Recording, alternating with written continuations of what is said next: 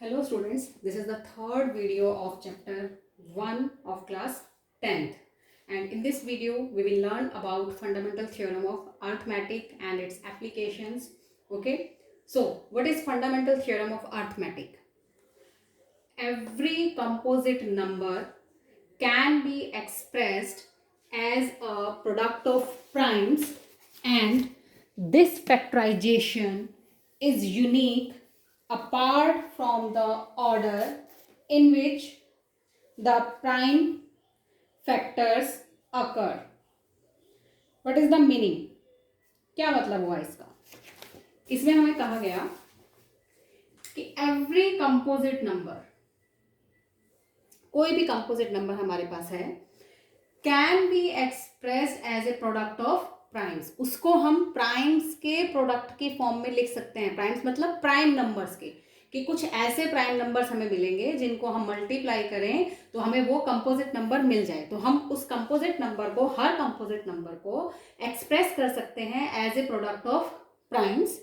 And this factorisation, product of primes में लिखेंगे it means that are the factors. इसके factors के form में एक्सप्रेस भी लिख सकते हैं, यहां पर हम फैक्टराइजेशन भी लिख सकते हैं. ठीक है. And this factorisation is unique apart from the order in which the prime factors occur. और ये कह रहा है कि ये जो फैक्टराइजेशन हमारे पास आएगी ये यूनिक होगी. यूनिक मतलब ये अकेले ही एक हमें ऐसे मिलेगी, इसके अलावा और कोई प्राइम फैक्टर, जो फैक्टराइजेशन हमने एक बार कर ली उसमें जो प्राइम आ गए, उसके अलावा उस फैक्टराइजेशन के अंदर और कोई प्राइम प्रेजेंट नहीं हो सकता. यूनिक का मतलब ये होता है. यूनिक मतलब वो एक ही है. ठीक है. Apart from the order in which the prime factors occur. जो हमने प्रोडक्ट ऑफ प्राइम्स के फॉर्म में उसको लिखा है, तो कह रहा है इसका ऑर्डर चेंज हो सकता है लेकिन रहेगी कैसी वो? यूनिक. ठीक है. इसको एक एग्जांपल के थ्रू समझते हैं. मान लीजिए हमारे पास एक नंबर है 210. This is a composite number. Composite number सबको पता है. Composite number means A number which has more than 2 factors. Okay. A number which has more than 2 factors is called a composite number. So 210, this is a composite number. Now do its prime factorization. सबको आती है करनी. हम इसकी prime factorisation कर रहे हैं. तो लेट्स स्टार्ट विथ 2, क्योंकि लास्ट में 0 है, 2 से डिवीजन हो जाएगा. 2 1 जा 2, 0, 2 5 जा 10. नाउ अगेन 5, 5 2 जा 10, 5 1 जा 5, 3, 3 7 जा 21, 7 1 जा 7. This is the prime factorization of this composite number. अब फंडामेंटल थ्योरम क्या कह रही है कि ये जो प्राइम कंपोजिट नंबर हमने लिखा है, this is equal to product of primes. We can express it in the product of primes. Means इसकी फैक्टराइजेशन के अंदर जो जो प्राइम आए हैं उनके प्रोडक्ट की फॉर्म में हम इसको एक्सप्रेस कर सकते हैं. तो 2 5 3 और 7 यही इसकी प्राइम फैक्टराइजेशन में आए हैं, तो हमने इसको एक्सप्रेस कर दिया 2 इंटू 5 इंटू 3 इंटू 7. देख सकते हैं आप. 2 5 जा 10, 10 3 जा 30, 37 जा 210. तो हमने 210 को, कंपोजिट नंबर को, इन प्राइम्स के प्रोडक्ट की फॉर्म में क्या किया? एक्सप्रेस किया. फिर उसने क्या कहा? This factorisation is unique apart from the order. Order primes का चेंज हो सकता है, लेकिन जो प्राइम्स प्रेजेंट होंगे इसकी फैक्टराइजेशन में वो सिर्फ यही होंगे. कैसे? मतलब क्या हुआ इसका?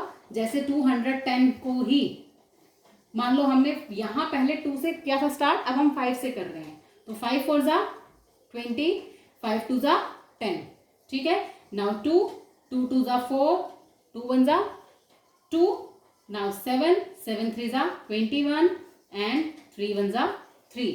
तो प्राइम कौन सा प्रेजेंट हुआ? Now we can write 210 as, किस तरह से लिख सकते हैं? 5 इंटू 2 इंटू 7 इंटू 3. तो अगर हम ध्यान से देखें दोनों को, तो यहां जो ऑर्डर है उसमें पहले 2 है, फिर 5 है, फिर 3 है और फिर 7 है. और यहां पर जो है इसमें क्या है? पहले 5 देन 2 देन 7 देन 3. तो प्राइम्स सारे वही हैं, सिर्फ उनका ऑर्डर क्या हुआ है? चेंज हुआ है. तो यही इस लाइन में लिखा है कि this factorisation is unique apart from the order in which the prime factors occur. ठीक है, जो प्राइम फैक्टर्स आ रहे हैं उनके ऑर्डर सिर्फ आगे पीछे हो सकता है, चेंज हो सकता है, लेकिन प्राइम वही रहेंगे. Therefore this factorisation is unique. तो this is fundamental theorem of arithmetic. Clear? Now after that, ये जो फंडामेंटल थ्योरम ऑफ अर्थमेटिक थी, इसका सबसे पहले प्रूफ किसने दिया? वैसे तो जो मैथमेटिशियन थे गॉस, उन्होंने यूक्लिड्स, उन्होंने इसको अपने, जब उन्होंने काम किया था तो अपने उसमें इन्होंने इसको लिखा था, इसको एक अनदर फॉर्म में, फंडामेंटल थ्योरम ऑफ अर्थमेटिक को. अपनी उनकी एक बुक थी, ठीक है, यूक्लिड्स एलिमेंट, जिसके अंदर उन्होंने ये फंडामेंटल थ्योरम ऑफ अर्थमेटिक के बारे में लिखा था. किसने? यूक्लिड्स ने. ठीक है, लेकिन इसका जो सबसे पहले करेक्ट प्रूफ जो इसका दिया गया थ्योरम का, हमारे सिलेबस में नहीं है प्रूफ, जो इसका प्रूफ दिया वो दिया मैथमेटिशियन हमारे Karl Frederick. Karl Frederick.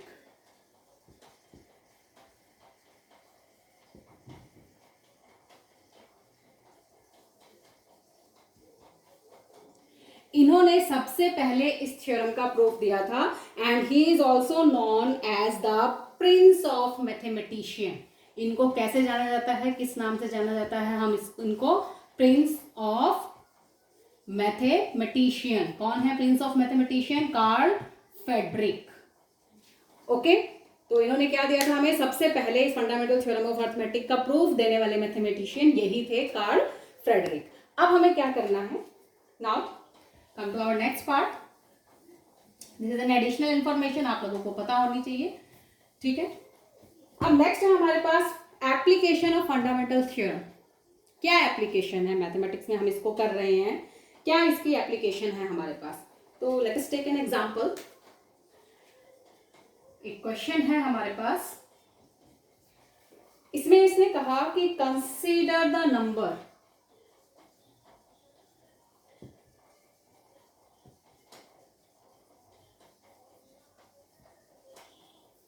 4 raised to the power n, where n is any natural number. Where n is any natural number. ठीक है, check whether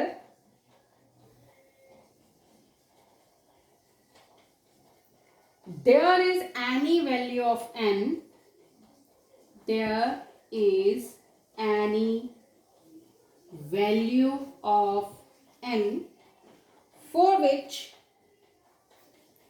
4 raised to the power n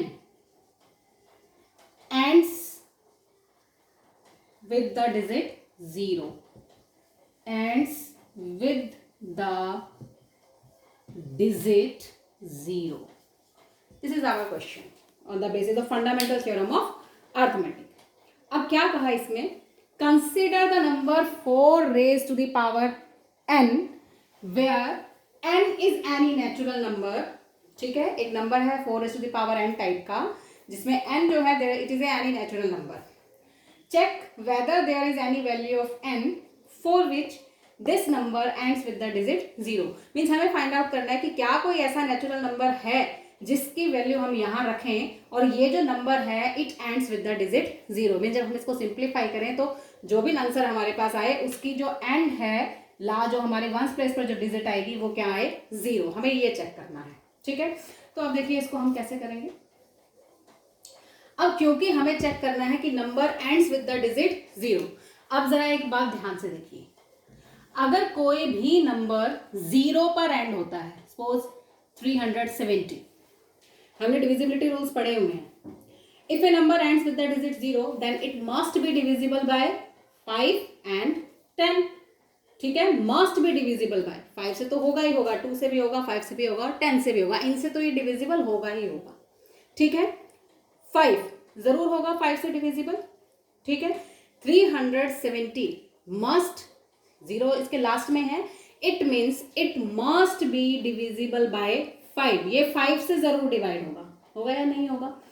अब अगर होगा तो इट मीन्स इस number के prime factorisation में 5 आना चाहिए, ठीक है। तो यही कंसेप्ट हम यहां लेके चलेंगे। ये नंबर है, अगर ये नंबर एंड होगा with the digit 0, it means इस नंबर के प्राइम फैक्टराइजेशन में क्या होना चाहिए, 5 जरूर होना चाहिए। तो हम उसी कंसेप्ट को लेके चल रहे हैं, ठीक है। तो यहां हम लिखेंगे if the number 4 raised to the power n for any n is any natural number, ठीक है, for any n, if this number were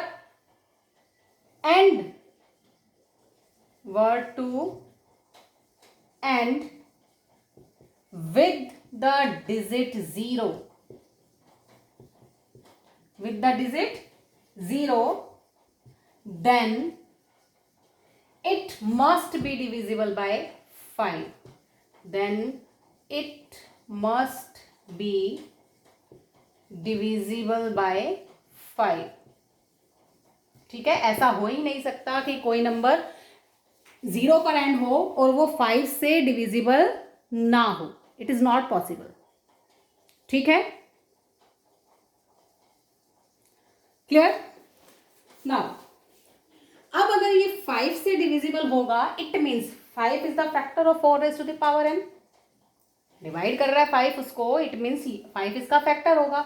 अगर ये 5 इसका फैक्टर है and this is A prime also, 5 is a prime, तो 5 इसकी prime factorisation में आना चाहिए, ठीक है। देयरफॉर या that means it means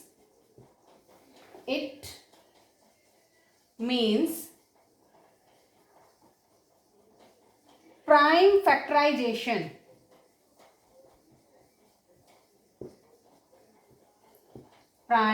factorization of 4 raised to the power n would contain the prime 5, contain the prime 5 को कंटेन करेगा। अब अगर 5 को कंटेन कर रहा है, ठीक है, हम कह रहे हैं कि 5 को कंटेन करेगा, लेकिन this is not possible, but this is not possible. क्यों नहीं है पॉसिबल? दिस इज नॉट, हम कह रहे हैं ये पॉसिबल नहीं है, 5 इसका फैक्टर्स नहीं हो सकता। क्यों नहीं हो सकता? Because 4 raised to the power n, we can write it as 2, 4 को हम लिख सकते हैं 2 raised to the power 2, ठीक है, 2 raised to the power 2 raised to the power n, and it can also write as 2 raised to the power 2 into n means 2n. 4 raised to the power n इस तरह से लिखा जाएगा, 2 raised to the power 2n, ठीक है। तो इसमें के अंदर तो अगर हम प्राइम फैक्टराइजेशन, ये इसके फैक्टर्स ही तो आ गए, 2 की पावर है, 2 raised to the power n, जो भी पावर होगी 2 उतने टाइम्स मल्टीप्लाई होगा। तो इस फैक्टराइजेशन के अंदर 5 तो कहीं प्रेजेंट नहीं हुआ, ठीक है। ओनली प्राइम जो इस फैक्टराइजेशन के अंदर प्रेजेंट हो रहा है दैट इज 2, ठीक है। So there is only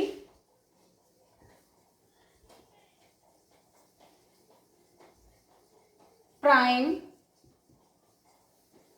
in factorization is 2. In factorization is 2, ठीक है।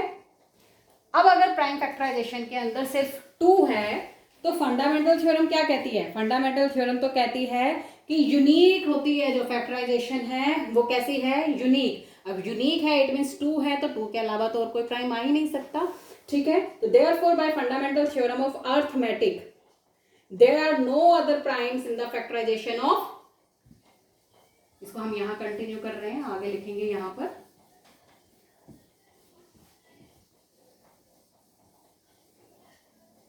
इसी क्वेश्चन को कंटिन्यू कर रहे हैं। Therefore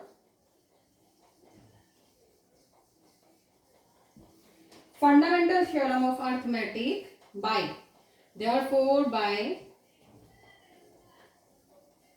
fundamental theorem of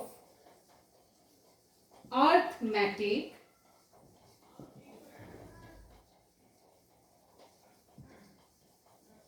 there are no other prime in factorization of, इसकी फैक्टराइजेशन की बात कर रहे थे हम, number 4 raised to the power n. अब अगर कोई और प्राइम है ही नहीं, इट मीन्स 5 तो इसकी फैक्टराइजेशन में आ ही नहीं सकता. जब 5 नहीं आएगा, इट मीन्स 5 इसको अगर डिवाइड नहीं कर रहा, it means it numbers doesn't and with the digit 0. ये 0 पर एंड नहीं होगा. ठीक है, यही हमें बताना था. So there is no natural number, there is no natural number n for which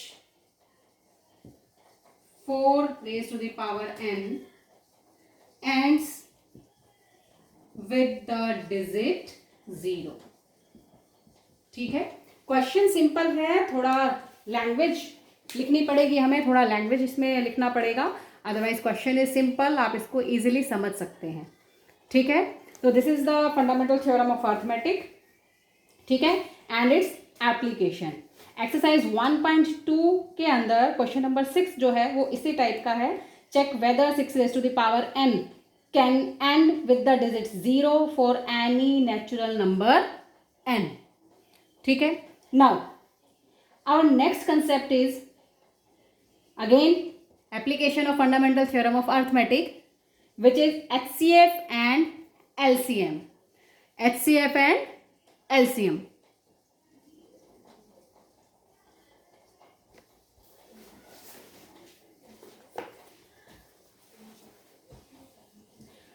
HCF और LCM हम सबने निकालना सीखा है, हम सबको आता है. हमने लॉन्ग डिवीजन मेथड से भी सीखा है, फंडामेंटल थ्योरम ऑफ अर्थमेटिक से हमने छोटी क्लासेस में भी सीखा है निकालना, लेकिन वहां पर हमने इसको फंडामेंटल थ्योरम ऑफ अर्थमेटिक नाम नहीं दिया था, क्योंकि बिना नाम के हमने वहां हमें किसी ने नहीं बताया कि ऐसी कोई थ्योरम होती है छोटी क्लास के अंदर. यहाँ हमने पढ़ा है उस थ्योरम को, लेकिन कैसे छोटी क्लासेस के अंदर 6th में 7th में जब हमने HCF LCM निकाला है तो we use prime factorisation method.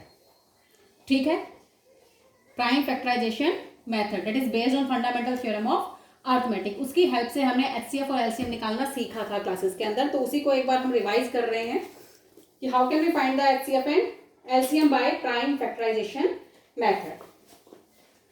So let us take two numbers.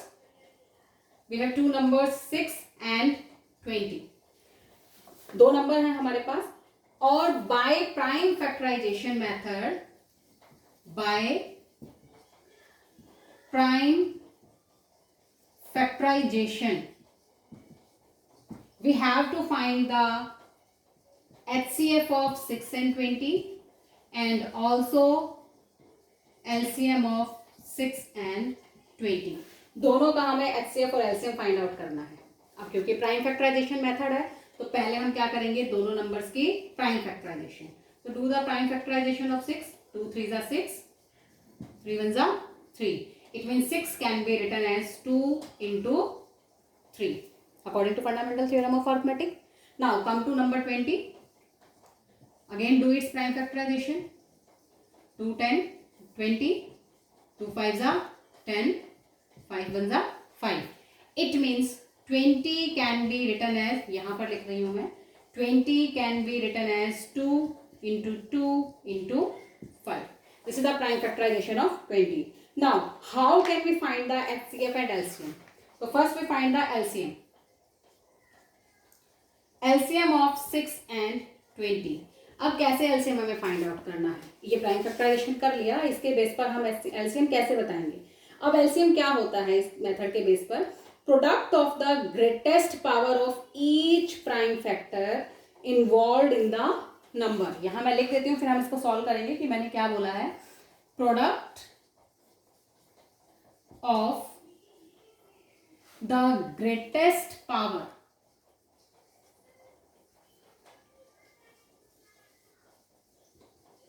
Product of the greatest power of each prime factor involved in the numbers, involved in the numbers. ठीक है, ये होता है LCM by prime factorisation method. अब इसका क्या मतलब है, क्या कहा हमने, प्रोडक्ट ऑफ, किसका product, greatest power of each prime factor involve in the numbers, कि इन नंबर्स के अंदर जो भी प्राइम फैक्टर इन्वॉल्व हैं उसकी जो ग्रेटेस्ट पावर है उसको हमें लेना है. ठीक है, अब जरा हम इसको पावर के फॉर्म में लिखें तो यहां तो 2 की पावर क्या है 1, एक ही बार 2 आया है, यहां 3 1 टाइम्स आया है, यहां 2 कितने टाइम्स है 2 टाइम्स, तो it means this is 2 raise to the power 2 into 5. तो अब अगर हम देखें जो भी प्राइम इन्वॉल्व हुआ है उसकी ग्रेटेस्ट पावर, तो टोटल कितने प्राइम्स इसमें इन्वॉल्व है 2 3 और 5, 3 ही प्राइम आए हैं, जिसमें से 2 की ग्रेटेस्ट पावर क्या है 2, तो यहां पर हमने लिखा 2 raise to the power 2, greatest power ले ली. अब नेक्स्ट प्राइम इज 3 और 3 तो इसी में है, यहाँ है नहीं, इट मींस 3 की ग्रेटेस्ट पावर क्या है 1, तो यहाँ पर ले लिया हमने 3. Now what is the greatest power of 5, 1 ही है, तो here 5. Now multiply it, 2 2 4, 4 3 12, 12 5 60. So LCM of 6 and 20 is 60. ठीक है, नाउ व्हाट इज एचसीएफ. अब इसी मेथड से हमने एलसीएम तो देख लिया, अब एचसीएफ क्या होता है. HCF of 6 and 20 by prime factorisation method कैसे हम निकालते हैं, ये होता है product of smallest power. LCM में हमने क्या कहा था, प्रोडक्ट ऑफ ग्रेटेस्ट पावर, तो यहां पर हम कह रहे हैं product of smallest power of each common, यहां हमने कॉमन वर्ड यूज नहीं किया था, ईच प्राइम था, जो भी प्राइम प्रेजेंट हुआ उसकी ग्रेटेस्ट पावर. यहां लिख रहे हैं smallest power of each common prime factor, each common prime factor in numbers, in the numbers, मतलब कि प्रोडक्ट तो लेना है, स्मॉलेस्ट पावर का लेना है, किसकी smallest power of each common prime factor, common prime factor जो भी होगा उसकी स्मॉलेस्ट पावर. तो अब यहां देखिए कॉमन प्राइम फैक्टर कौन सा है, सिर्फ 2 है जो दोनों के अंदर कॉमन आ रहा है, और तो कोई कॉमन प्राइम नहीं है. अब 2 कितनी बार कॉमन आया है, सिर्फ एक ही बार आ रहा है, यानी कि इसकी स्मॉलेस्ट पावर क्या हुई 1 टाइम्स, 2 एक ही बार कॉमन आया, तो एलसीएम हमारे एचसीएफ हमारे पास हो गया 2 रेज़ टू द पावर 1. अगर मान लो 3 भी यहाँ भी होता, 3 यहाँ भी होता तो हम 3 भी लेते, या एक और पेयर 2 का हमारे पास मान लो यहाँ होता तो एक और 2 हमारे पास आ जाता. ठीक है, क्लियर. तो 2 raise to the power 1 means HCF is 2. This is prime factorisation method to find LCM and HCF of the given numbers. ठीक है, और इसी को हम बोलते हैं फंडामेंटल थ्योरम ऑफ अर्थमेटिक की एप्लीकेशन, जिसके हेल्प से हम एचसीएफ और एलसीएम फाइंड आउट करना सीख रहे हैं. अब इसके बाद एक रिजल्ट है हमारा based on HCF and LCM, जिसके ऊपर बेस्ड कुछ क्वेश्चंस हमारे पास आते हैं. What is the result,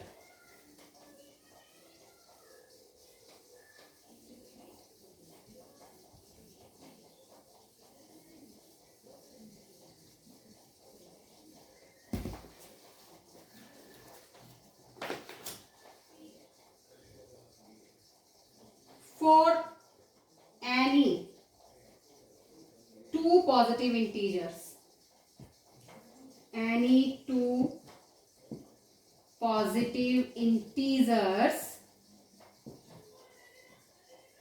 a and b, कोई भी 2 पॉजिटिव इंटीजर्स हैं हमारे पास a and b, then HCF of a and b into LCM of A and B, कि अगर हम इन दोनों का एचसीएफ निकालें, इन दोनों नंबर्स का एलसीएम निकालें और एचसीएफ और एलसीएम का प्रोडक्ट अगर हम देखें मल्टीप्लिकेशन, तो that is always equal to A into B, हमेशा इक्वल होगा जो 2 नंबर हैं उनके प्रोडक्ट के. दिस इज द रिजल्ट, ये एक रिजल्ट है हमारे पास. इसके बेस पर क्वेश्चन हमारे पास किस टाइप से आते हैं. Suppose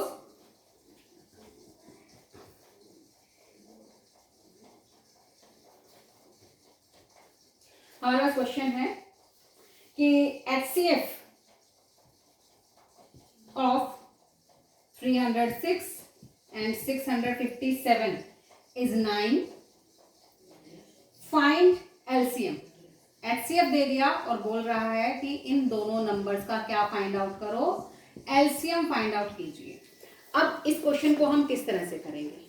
we use this result in this question, क्योंकि हमें क्या पता है कि product of HCF and LCM of the number, ये HCF into LCM that is equal to product of the numbers means 306 into 657. बस अब यहाँ वैल्यू पुट करनी है. HCF इज गिवन, तो HCF की वैल्यू हमने पुट की 9 into LCM of 306 into 657. This is equal to 306 into 657. Now we have to find the value of LCM. तो जैसे इक्वेशन सॉल्व करते हैं उसी तरह से करेंगे. ये एज ए वेरिएबल इसको अगर हम कंसिडर कर लें, क्योंकि इक्वेशन में हमारे पास वेरिएबल होता है, ठीक है. तो LCM की वैल्यू हमें फाइंड आउट करनी है, तो LCM को हम यही रखेंगे और 9 को क्या कर देंगे, ट्रांसपोज कर देंगे. तो LCM of 306 657 this is equal to 306 into 657 upon 9. ठीक है. अब इसको सिंप्लीफाई कर लेना है और सिंप्लीफाई करके हमारे पास जो आंसर आएगा that is the LCM of 306 into 657. ठीक है. तो इसको यूज करके हम इस तरह के क्वेश्चन कर सकते हैं. यहाँ हमें HCF गिवन था, LCM पूछा. हो सकता है हमें LCM दे दे और कहे कि HCF फाइंड आउट कीजिए. ठीक है. या हो सकता है हमें HCF और LCM, ठीक है, ये दे दे और एक नंबर दे दे. ठीक है. इनमें से एक नंबर मिसिंग है, बी मान लो नंबर ना बताया हमें और हमें कहे कि HCF है, दो नंबर है जिसमें से एक नंबर गिवन है, दूसरा ये है और उसका HCF और LCM दे रखा है और find the other number, then we can use this formula. ठीक है. तो ये हमारे पास एक रिजल्ट है HCF और LCM का. तो अब जो एक्सरसाइज 1.2 है वो हमारी इन्हीं जो हमने अभी पढ़ा है इसी के ऊपर बेस्ड एक्सरसाइज है, जिसके अंदर हमारा फर्स्ट क्वेश्चन है express each number as a product of its prime factors. You can do it. आपको सिर्फ क्या करना है, जो भी नंबर हमें दे रखा है उसको उसके प्राइम फैक्टर्स की फॉर्म में एक्सप्रेस करना है. Exercise 1.2 question number first. तो सबको आता है prime factorisation. You can do it. First का फर्स्ट पार्ट है प्राइम फैक्टराइजेशन के प्रोडक्ट में लिखना है. तो 70 हो गया, देन डिवाइड किया 35, देन 5 7 जा 35, 7 1 जा 7. It means we can write 140 as 2 into 2 into 5 into 7. तो आप सारे पार्ट इजीली कर सकते हैं इसके. नेक्स्ट है question number second. Find the LCM and HCF of the following pair of integers and verify that LCM into HCF is equal to product of two numbers. तो हमें नंबर्स दे रखे हैं, पहले इनका निकालना है HCF and LCM and then verify the relation that HCF into LCM is equal to product of the numbers. इसको हमें वेरीफाई करना है. ठीक है. तो आप इसको भी इजीली कर सकते हैं. Next again question number third है find the LCM and HCF of the following integers by applying the prime factorization method. You can do it. Question number fourth मैं ऑलरेडी करा चुकी हूँ. Given that HCF and LCM is of the two numbers, ठीक है, and find the LCM. Question number fifth जो हमने ऊपर 4n कराया था and with the digit 0 similar है question number fifth. Now come to question number sixth. Question number sixth है हमारे पास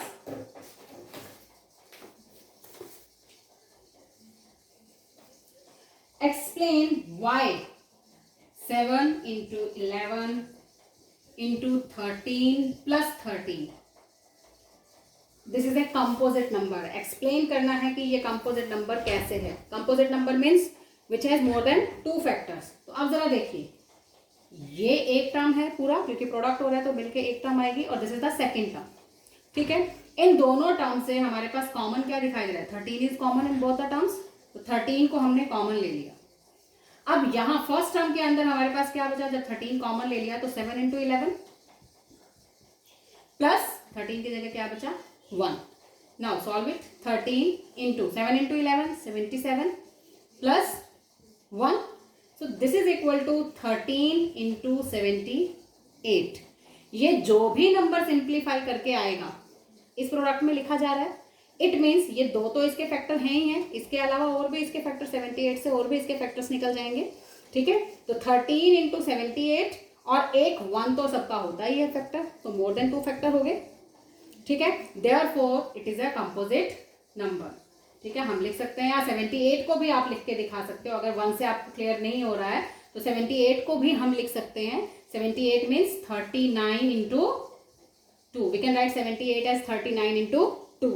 So therefore, yeah, because this number has more than 2 factor, this number has more than 2 factors, more than 2 factors, therefore it is a composite number. ठीक है, इसी में एक और number हमें साथ में दिया हुआ है, उसको भी चेक करना है, तो वो आप खुद कर सकते हैं इसी क्वेश्चन के अंदर. और क्वेश्चन नंबर 7 है, वो आप देखेंगे. क्वेश्चन जो है उसके अंदर आपको HCF फाइंड आउट करना है या LCM फाइंड आउट करना है, वो आप खुद कर सकते हैं. ठीक है, तो exercise, this is our exercise 1.2.